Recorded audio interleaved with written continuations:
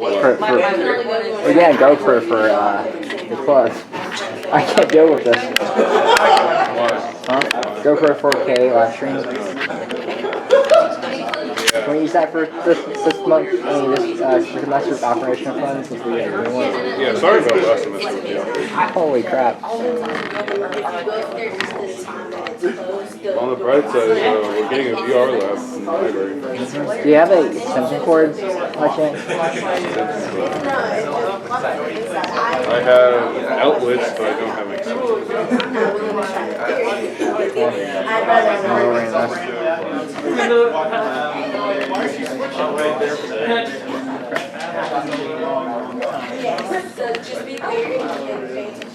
Wouldn't it make sense to put it like somewhere over there?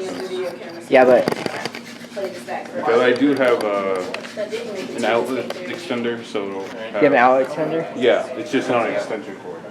Okay, yeah, it works. Not necessarily. Alright.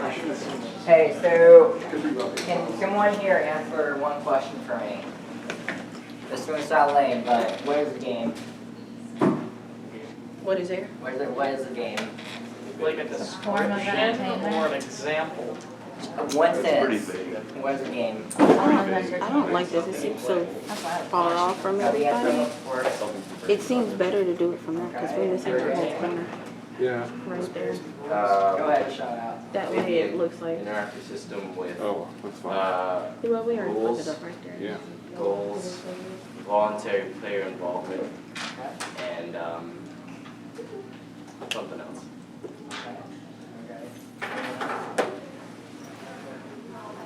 Anything. Okay. Because anything could be. Okay, so How about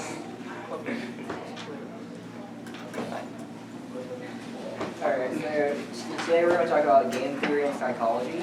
So a lot of discussion about that. So answering what is a game. Games are great, but still not what I'm looking for. So what does a game solve? Maybe that's a better wording. What does it solve? I don't think that's going to clarify it whatsoever. I know, right? So you kind of thinking when you're designing a game, you're designing it in a way of a problem. You're serving a problem for the game designer. Okay. Game designer. Or a programmer. Yep. So just that audience right here, when you're making a game, you want to kind of see it in a more logical sense. Hey, what's the problem here? And what I'm trying to solve. So kind of like scientific method. So when you're designing a game and whenever you're making it. So this is a question designers and programmers, storytellers would start asking. So as you guys study your obstacles, goals, challenges, rewards, the hype level of the game.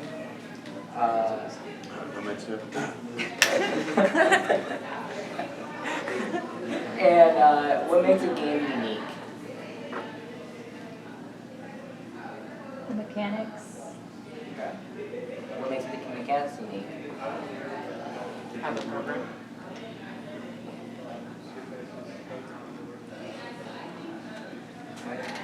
How Have the program. how they're programmed? Okay. Think of a game when you're playing a game. What makes a game unique? It gives you a different experience. Okay. So uniqueness, right?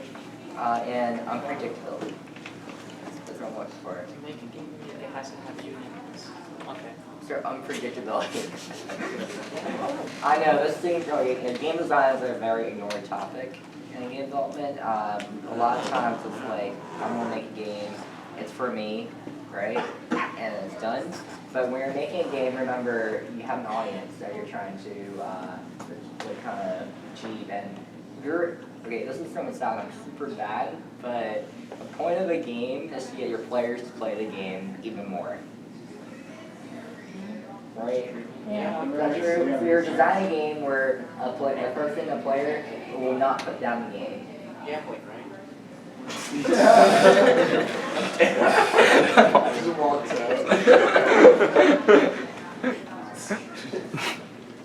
fancy. Alright, yep. Gambling is a form of a game. Alright. You get somewhere. But yeah, I'm not trying to show you guys to make a game that's gambling, although. Why not? CSGO? Alright. Tough cheat rates.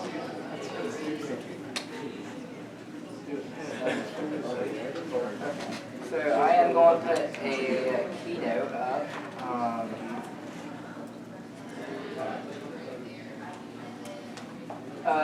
Another question I want to ask you guys is, what is your favorite game?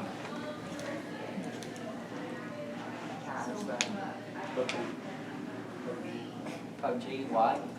Because it's really fun and like the RNG from the game makes it like annoying, but it also makes it like super rewarding. Okay, annoying and rewarding. So those are two keywords a game designer would look for. And why is it annoying and fun? Because those are really contradictory.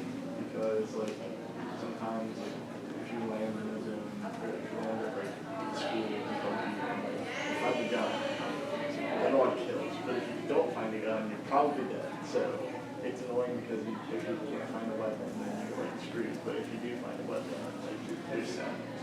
Even if I do find a weapon in PUBG, I don't feel like. I mean, I do too. But like that's still like really fun to me.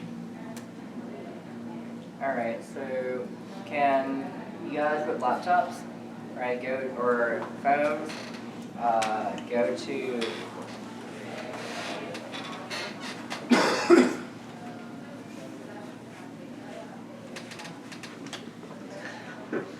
goo.gl.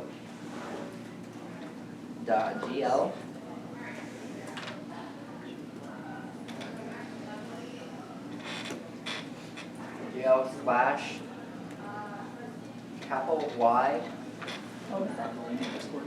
Yeah, I'm gonna put that in Discord. Capital Y, lowercase a, capital X, capital G, and capital U. I'm gonna put it on Discord.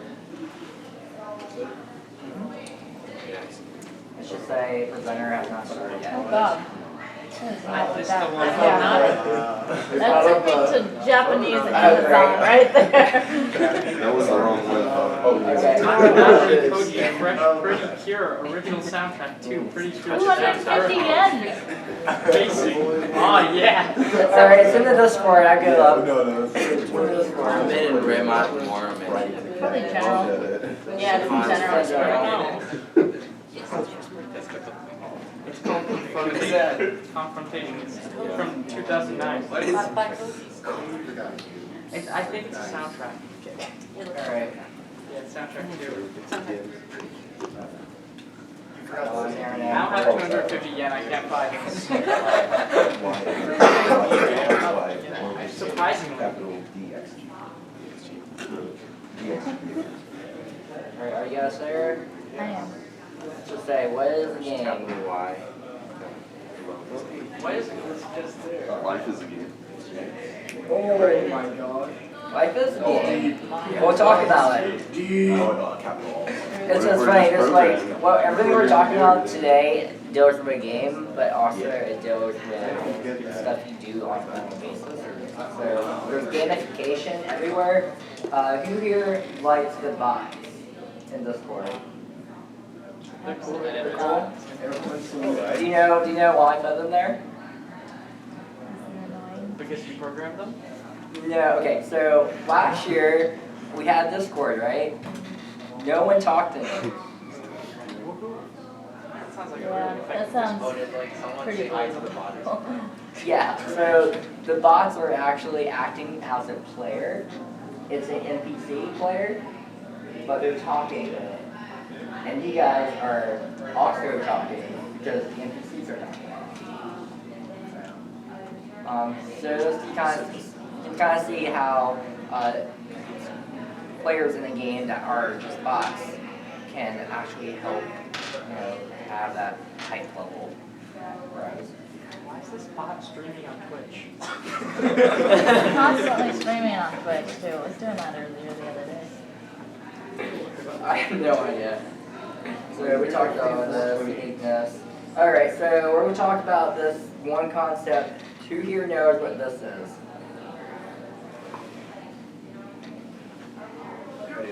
Dylan. Dylan. Alright, Dylan. I forgot what it's called, but I know what it is. Okay, so this is the flow. This is the flow model. Flow is how a game kind of works.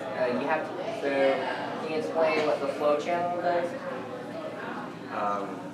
Flow channel is kind of like supposed to be a sweet spot between players' skills and the game's challenges, where it puts them into like the state of flow that game designers want to strive for.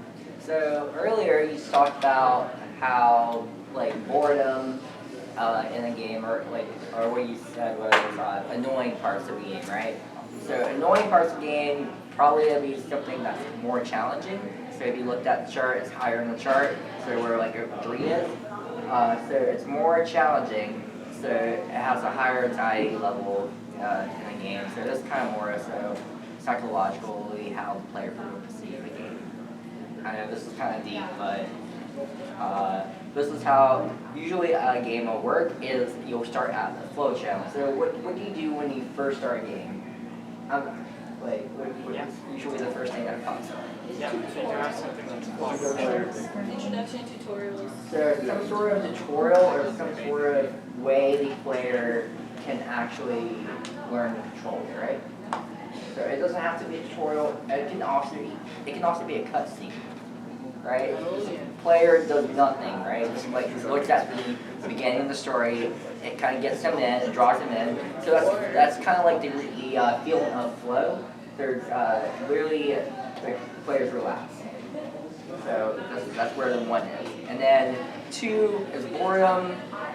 Usually it's something that's easy. So you don't want, unless it's Flappy Bird, you don't want to start, you know how Flappy Bird players are, right? They like throw their phones and stuff. That's because they jump straight to 3, which is anxiety, and literally it drives them to want more. And that's what adding challenges does, because it makes the player want to finish those challenges. But Flappy Bird is like gets faster and faster to a point where it's almost impossible.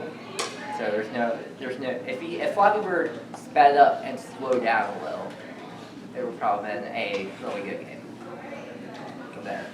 So boredom introduces new skills and concepts, and then you'll go to flow again, because afterwards the players are used to the new controls and the new mechanics of the game. And after all that, new anxiety and challenges are being introduced. Okay, let's see. So this is a game mechanic. So basically a game mechanic, player performs an action with a available tool. So a tool you give them, like a specific combo or a specific object you're interacting with, and then you have rules, some sort of entity, a simulation of that, some sort of change, and you'll get some sort of feedback that the player will get.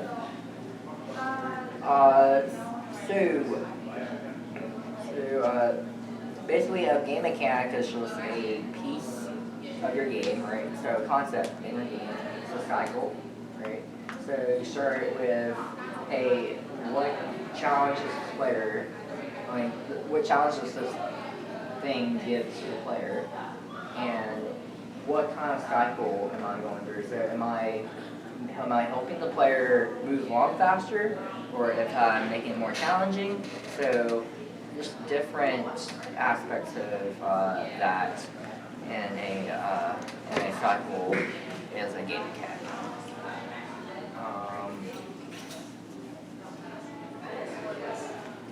You guys can watch that later. I'm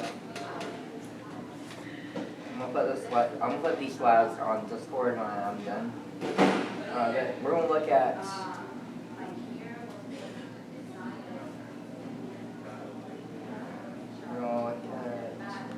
so we're gonna look at Minecraft or Mario as an example. So who here wants to do Mario? Or who here wants to do Minecraft? Vote. Okay. Vote for Minecraft. Vote for Mario. Okay, Mario wins. I think on yes, account, I think Minecraft had just one more vote than we did. Minecraft. All right. How about we do vote? We got time. Oh yeah. All right. Mario and Minecraft. Okay, let's do Mario first then. What's the objective of Mario? Mario. To save the princess. Let's just say the first Mario ever. Just Save the princess. Save the princess. Save the princess who's in another county. Go right.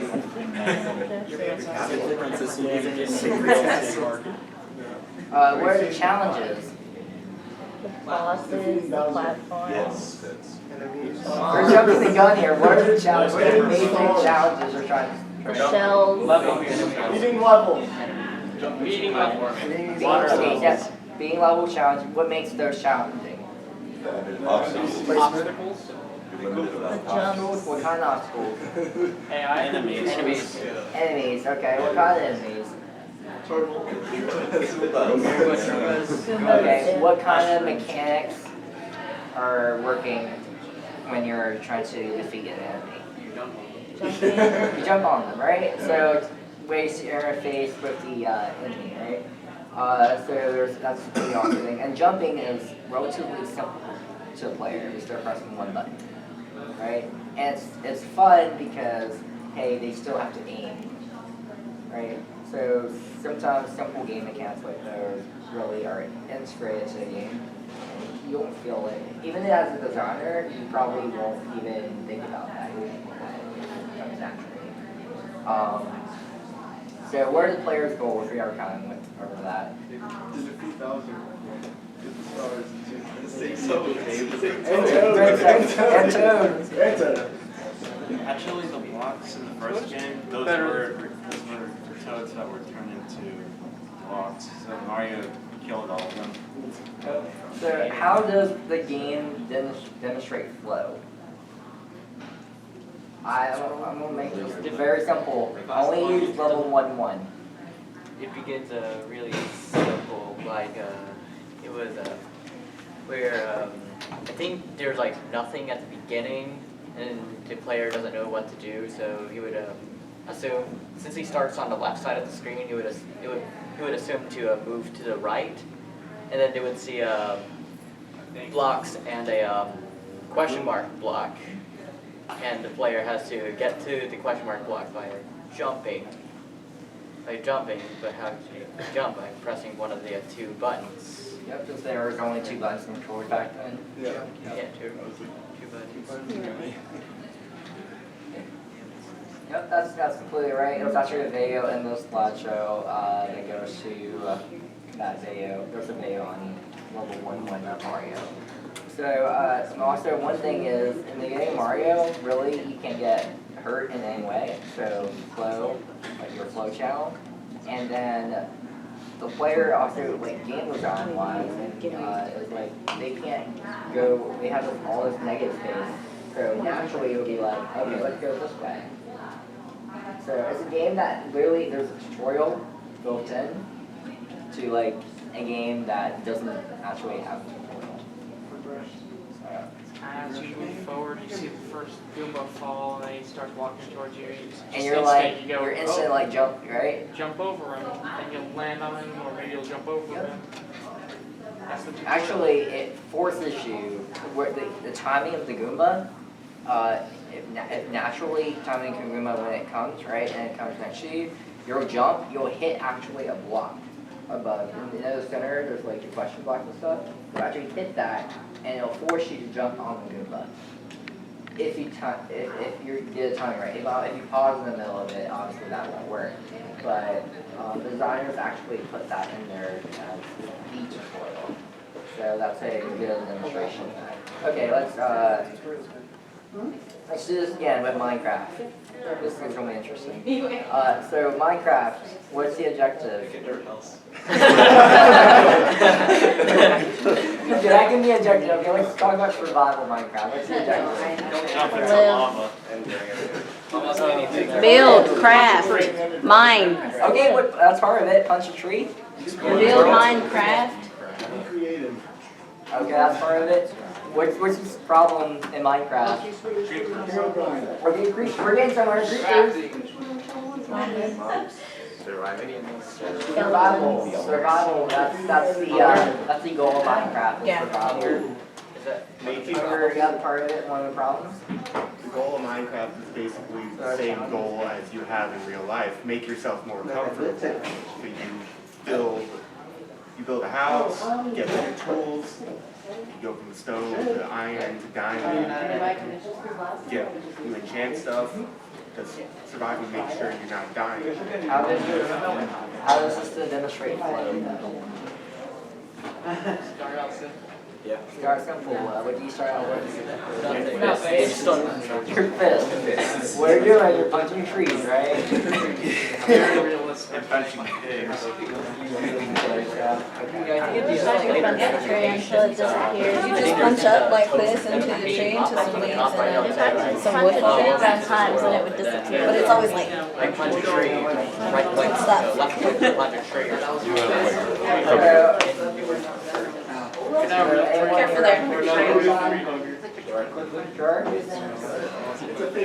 We gotta leave space for the mean guys. The other day I played a typing game on popcat.com. We got really far and did really well, and there came a point where I got bored. Then I played Bookworm on the same site. I quit when I saw I was fighting the tide.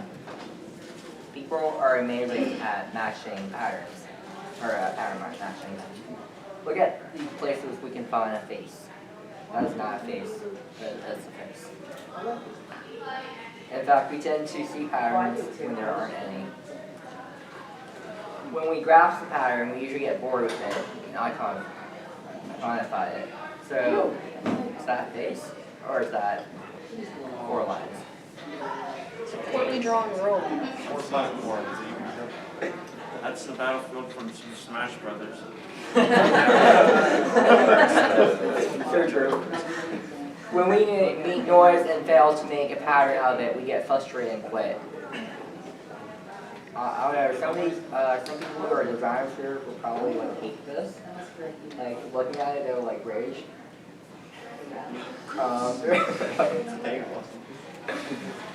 Once we see a pattern, we delight in tracing it and seeing it reoccur. So this is a fun. What's fun is exercising your brain. Games are puzzles. In a sense, so that's why we have puzzles and things like that. Because essentially, at the very core, a game is a puzzle. You're always trying to solve it. They're like cognition, learning to analyze patterns. Or playing, you only play it until you master the pattern. So if you're lost at tic-tac-toe when they're little, can admit that they lost tic-tac-toe when they were little. Who hasn't? Who hasn't, right? So, I mean, If you guess I lost, I guess right I now, if I told you to play tic-tac-toe, would you? won. Yeah. Sure, why not? Yeah. Gotta win them all. We're probably gonna get ties everywhere.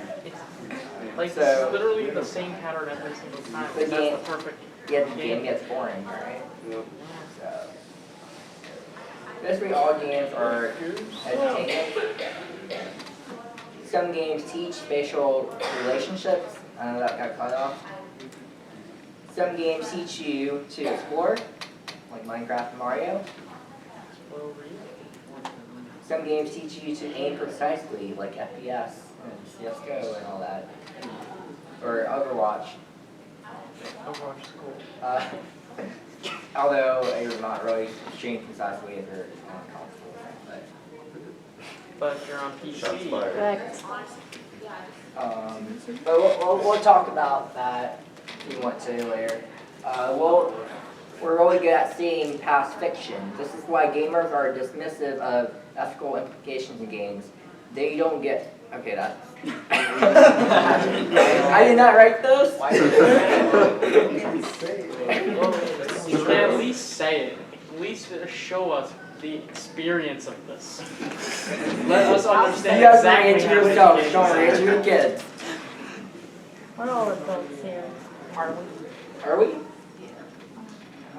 Mostly probably. There's a thing I'm gonna try to do is if anyone's interested, using that Friday time to make a game for little kids and go to the hospital. Hansel's So a we for hospital sure. and play with little kids. Technically not an adult How old are you? Well, according to the US government, I'm an adult. So, Alright. I may not always act like one, but. That's alright. So they see a power up, right? As critics of games, of course, we can see other patterns. So who here has says a game sucks because of something? Yes. Yes? Yes. Yes? Essentially. Yes? No, next guy. Don't believe the hype. Alright, although they did an update, that's still bad. Okay, so players who are seeking to advance in a game will always try to optimize what they are doing. If they are clever and see a optimal path, an clever solution to going from those do that instead of the intended gameplay. So they'll look for a different solution.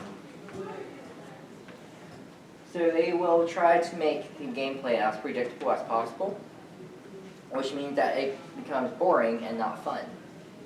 So in the theory of flow, after you play something for a while, just like tic-tac-toe, you're used to the patterns. You recognize those patterns, so they're not fun anymore. So you might introduce a rule early on in the game, but later on in the game, it's going to come naturally. It'll be as if you're starting the game over again. So that's introducing a new mechanic, usually make the game more interesting, but it depends on the mechanics itself. So in the real world, we call this security and steady jobs, sensible shoes, and routine. Call it a treadmill if you want.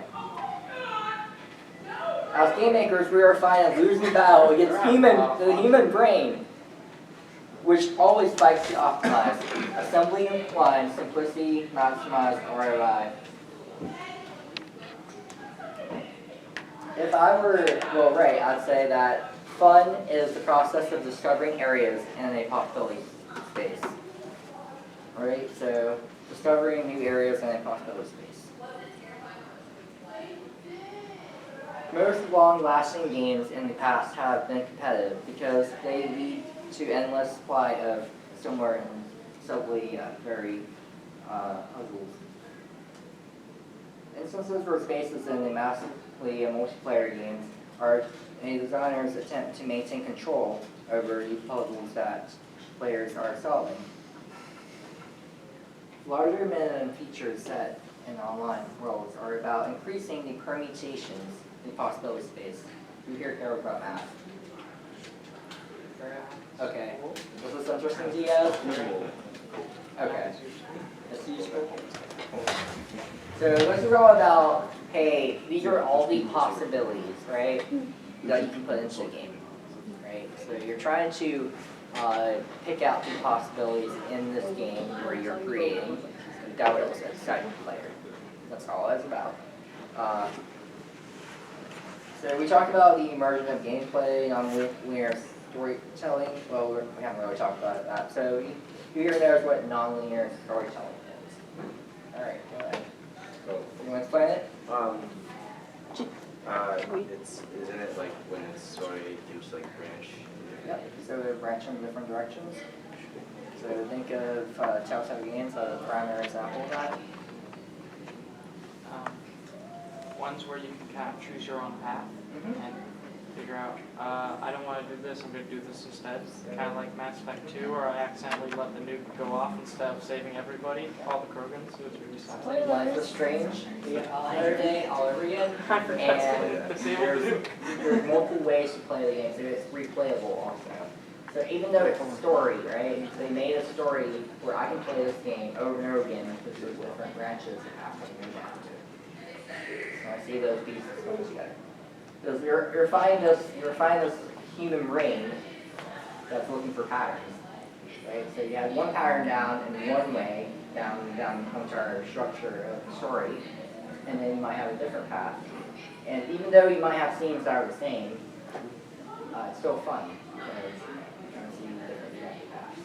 That would be an example of a game that uses that next week. So we also discussed the desire for games to be art, for them to be puzzles with more than one right answer. Puzzles that lend themselves to interpretation. To be or not to be, that's the question. That may be the definition when something ceases to be craft and when it turns into art. The point which it's to become subject to. When do you happen to vary puzzles and conjure I don't even know what it is. But it was dark and stormy. It's like writing a book, basically. It's a dark and stormy night. How many times have you heard that in a game? Too many. Too many, right? So a lot of games when you're writing a story, right, kind of see similarities. So those are kind of patterns that you see that are the same, they can relate to, and you might have patterns in your storytelling if you're actually writing for a game and you're designing that way. Those patterns that are just completely fresh and new that inspire the player. So you can use flow theory in designing a game and mechanics, but you can also kind of apply that to writing or even art. How some scenes where you have like tons of like danger and it kind of makes the player more anxious about, or like if they're trying to, if there's an enemy nearby, sometimes the artwork would change slightly. And some games like that, they're using that flow theory inside of art in their storytelling. Persona 5. Persona 5, yeah. Or composing music. So in music theory, if anyone here is a musician, in music theory there's dissonant sounds that makes the person who's hearing the sound a little more not relaxed and a little more scared and anxious. And then there's perfect fifths. That's what they're called. They're five notes apart that are pleasing to the ear. So stuff like that you can incorporate in your design. Or understanding a significant other, communication or design. So that way, the point at which our game puzzles approach the complexity of these puzzles and the point at which our art form becomes more mature.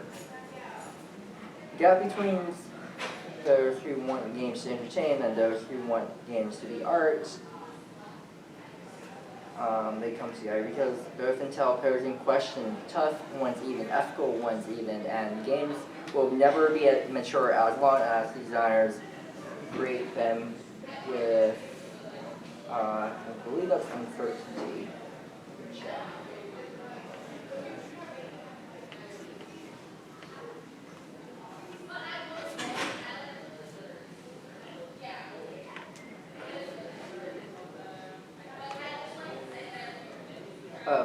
So designers create them with complete answers to solve their own puzzles in mind.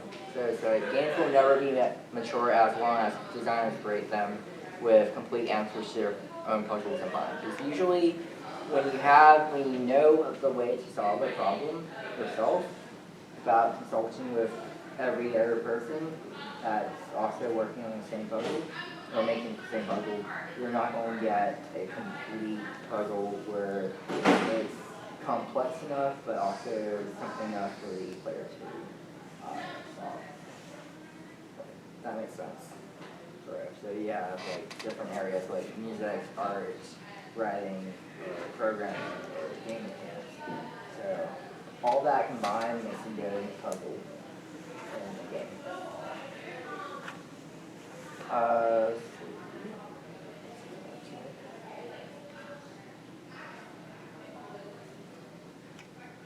Even then, there will be a class of players that prefers to tackle conquer of only tackling puzzles they know how to solve.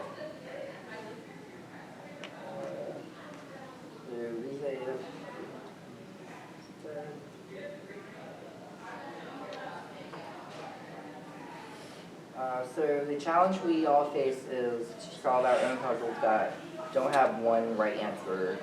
PvP instancing, entering, playing, same player entered content. Until then, all our games are destined to be like tic-tac-toe. So if your game is this one mindset of your game is similar to someone else's game, your games are all going to end up to be like this one genre where it's going to be the norm and you're not really innovating on more ideas. Yeah, only Call of Duty coins, yep. So, in this instance, their analogy is tic-tac-toe.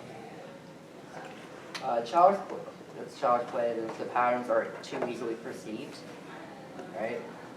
Now, that could be a good thing, or it could be a bad thing. So, like a game that takes mechanics from another game, that's alright. You're taking little bits of ideas or little bits of familiarity from other games, right? And you're putting it into your game because that works for your game better, just because you know that audience you're targeting understands it. There's examples like that, like easy, simple one that it comes to common sense would be like health bars or potions, stuff like that, or even some sort of like different combos. Okay, so I asked people what's your favorite game and why, and I know that I've been blowing up through Discord. And I've already told you that on Friday, if you came to that meeting, that you'll hate me for doing that. So, yeah. So right here, there's Ghost Trick. Is that person here? No? Okay. Witcher 3. Anyone here like Witcher 3?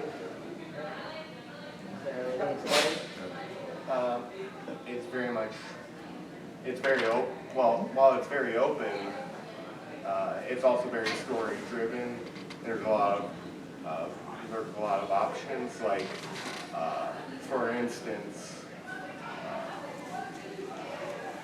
you can choose who you want to be there at the final battle. Like, if you want to convince them to be with you or not. If you want to fight certain people, like you go up to, at the very beginning, there's these soldiers that come up to you, and you have the choice of either confronting them or not confronting them. And if you confront them and you kill them, if you will, later on, you'll meet other people who are friends with those guys, and they might not like you because you killed them. But you can also ignore them, or you can have a beer with them. Okay, so you're talking about non-linear storylines? You can have a beer with them, and then later on you meet those same people, and they like you because you had a beer with them, and you're friends now. So. Now, how is Witcher 3 flow? There's very much, you start out in beginning areas. Usually, it sort of does, but doesn't. But you start out in a beginning area like White Orchard, and they introduce you to potion mechanics, which the mechanics to heal you by having a quest. Like, I need you to heal this person. And it's like, okay, I'll make a potion that I know. And so I'll go get, and I'll make a potion for them. And the character says, this heals you. And so later on you realize, oh, this potion I made that healed that person can actually heal me. So I now have a healing potion. Anyone here put space station 13? Always move on. Well, 4 will go. Let's go 3. Let's go 3. Anyone else here put Guardian? Anyone? Overwatch? Alright, okay, tell me. In Overwatch, would you like another game and why? It probably has some of the tightest controls I've ever played with, and although it only has a limited amount of maps and characters, I've been playing it for over a year and a half now. What draws you in? I have so much fun, and although I'll get hit a lot of the times when I play Lucio and I move somebody off the cliff, I'll just start hysterically laughing, and it just keeps me drawn to the game the entire time. So the mechanic of Lucio being pushed off the cliff. Pushing other people Pushing off. pushing other people off the cliff makes the game fun for you. Alright, so. And as you get better, it gets harder to push people off cliffs. So the more, when you push people off cliffs at that point, it's even more fun. Okay, best game of all time, 402 apparently. That's a lie. Yeah. But it's pretty good. It's a pretty good game, not gonna lie. Yeah.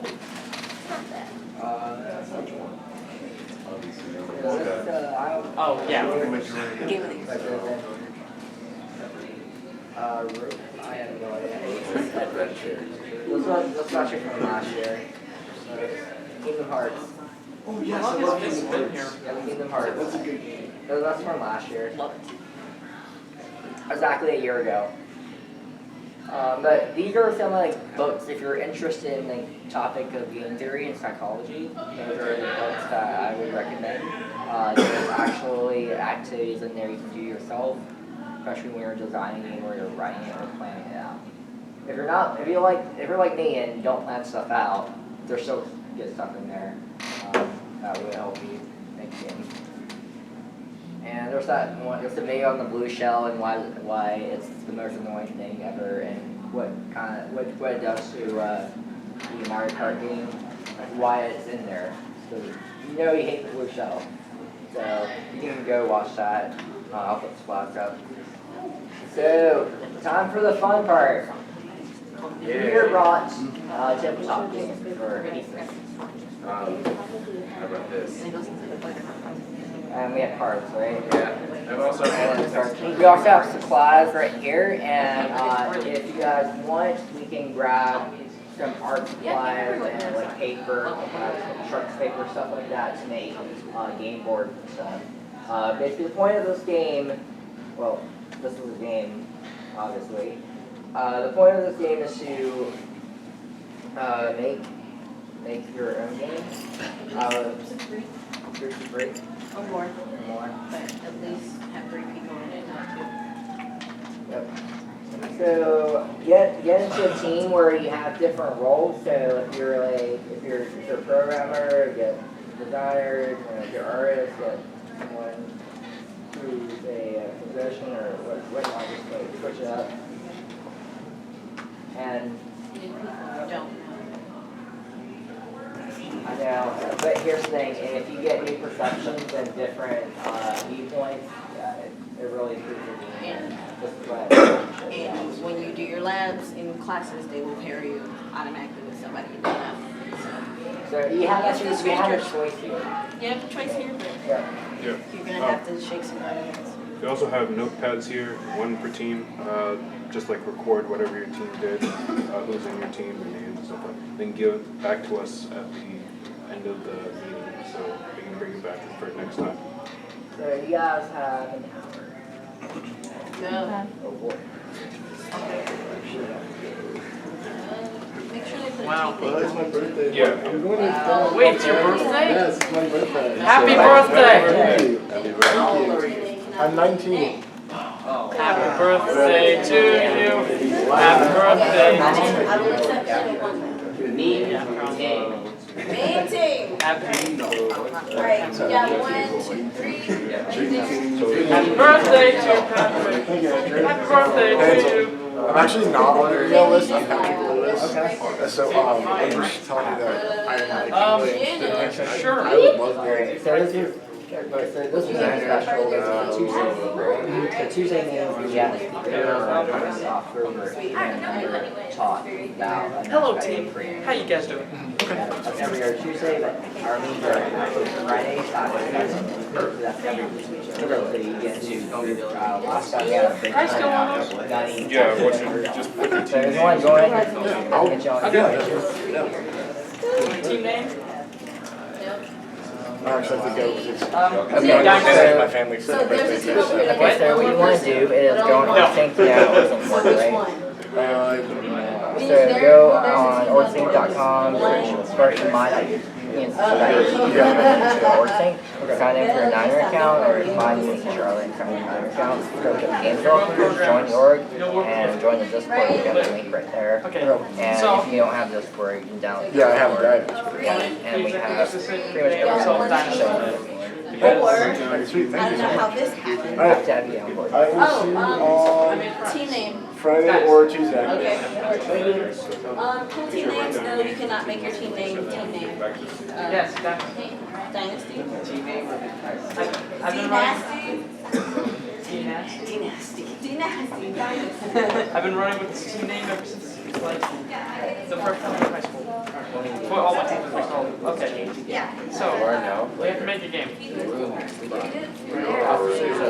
Now, guys, can you click the link? Hey guys, just have your game on anyone? Want to go get this in class? Let's make a card game. Yeah, I think what actually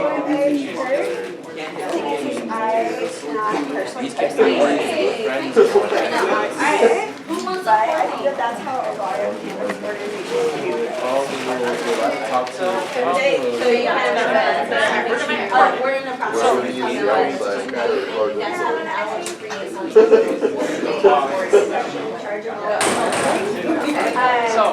So I